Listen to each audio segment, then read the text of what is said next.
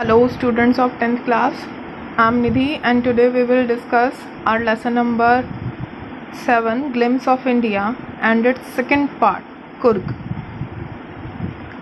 This lesson is based upon Coorg, and Coorg is a coffee producing area in Karnataka state of India, and it is situated midway between Mysore and coastal town of Mangalore. This land is famous for its rainforests and spices. So without wasting our so much time, let's discuss our lesson. Coorg is a coffee country famous for its rainforest and spices, as we already know. Midway between Mysore and coastal town of Mangalore. ये कहाँ पड़ता है? मैसूर और coastal town. Coastal होता है तटीय.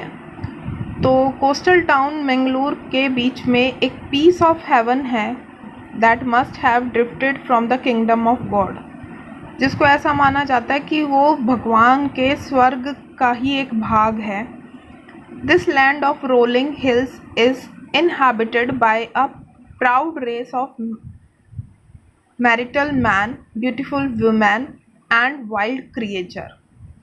तो ऐसा माना जाता है कि ये भगवान के राज्य में से ही कहीं से भटक कर ये आ गया है. उतार चढ़ाव वाली पहाड़ियाँ हैं, जिसमें एक और चीज़ के लिए फेमस है, ये मैरिटल मैन दैट मीन्स वीर पुरुष, सुंदर स्त्रियाँ और यहाँ की वाइल्ड क्रिएचर यानी वन्य जीव जो हैं वो सारी चीज़ें.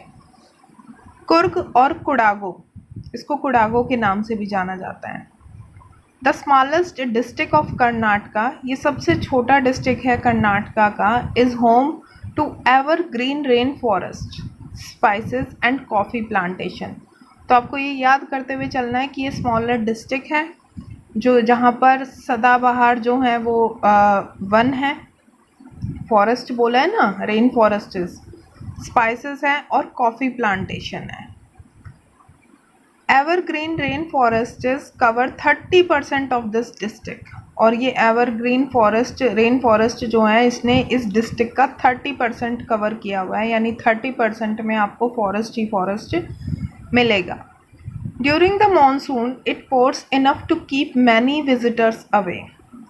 मानसून के दौरान यहाँ इतनी ज़्यादा बारिश होती है कि यहाँ जो है टूरिस्ट कम ही रहते हैं, दूर ही रहते हैं. The season of joy commences from September and continues till March. लेकिन यहाँ पर जो विज़िट करने का जो महीने हैं वो सितंबर और मार्च तक रहते हैं. मतलब सितंबर से शुरुआत होती है और मार्च तक रहती है. The weather is perfect, weather बहुत ज़्यादा अच्छा रहता है, with some shower thrown in for good measure. जहाँ पर क्या होता है कि भाई यहाँ पर काफ़ी ज़्यादा अच्छा रहता है और मतलब मौसम हर तरीके से ठीक ही रहता है, और कभी कुछ ज़्यादा वर्षा हो जाती है पर इतनी ज़्यादा भी नहीं. गुड मेज़र मतलब काफ़ी ठीक ठाक मेज़र में, यानी काफ़ी ठीक ठाक जो है बारिश होती रहती है. द एयर ब्रीथ्स ऑफ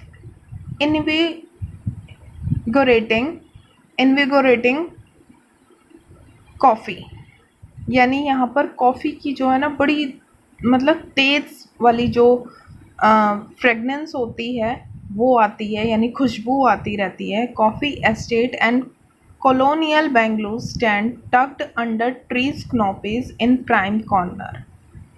यहाँ पर जो है कॉफ़ी जो है वो उनके एस्टेट यानी वो क्षेत्र, और जो दूसरा क्या है कॉलोनियल बेंगलुरु, जो उपनिवेशिक काल के जो बंगले वगैरह होते हैं सुंदर कोनों के बीच में, मतलब दोनों साइड से जो है ना, दोनों साइड जो हैं वो बड़े बड़े प्लांट्स होते हैं और उनमें छतरी जैसा सा इन्होंने कॉर्नर को पूरा सजा रखा है कि मिड वे जो है, मिड में आपको कॉफ़ी के एस्टेट्स वगैरह मिलेंगे और दोनों साइड से ट्रीज़ वगैरह ने बिल्कुल कनॉपी टाइप यानी रूफ टाइप इन्होंने कवर कर रखा है एक छत की तरह से.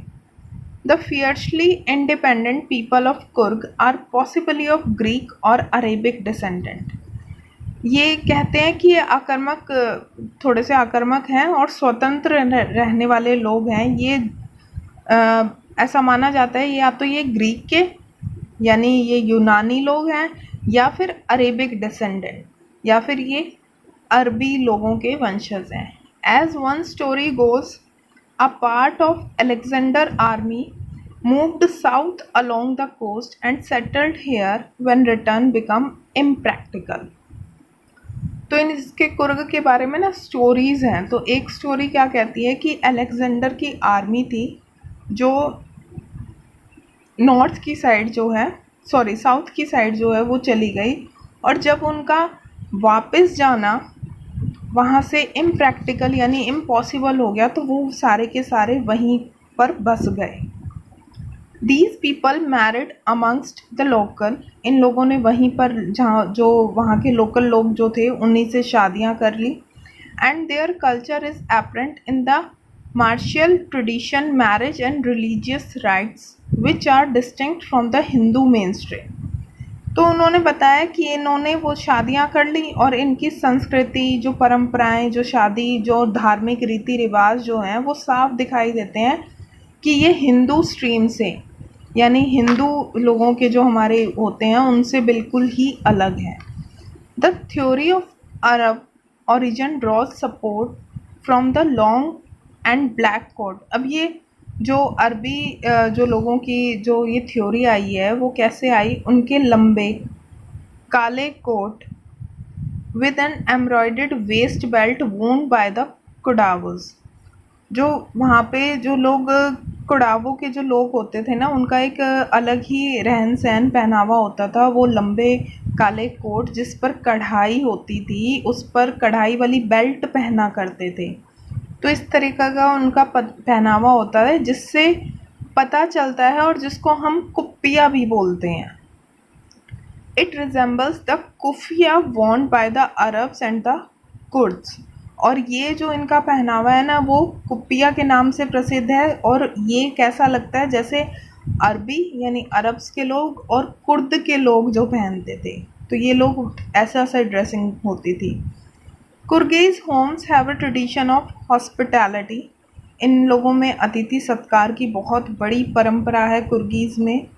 And there are more than willing to recount numerous tale of valor related to their sons and fathers।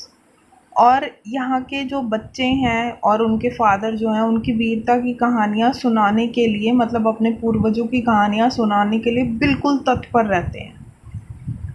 The Coorg regiment army वाले जहाँ पर स्ट्रिक्ट डिसिप्लिन रहता है, is one of the most decorated in the Indian army.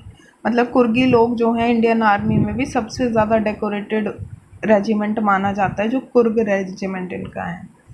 The first chief of Indian army general Cariappa was a Coorgi. जो हमारी Indian army का first chief जो हुए थे वो भी करियप्पा थे, और वो भी एक कुर्गी थे जिनका नाम करियप्पा था। Even now Kodavas are the only people in India permitted to carry firearms without a license।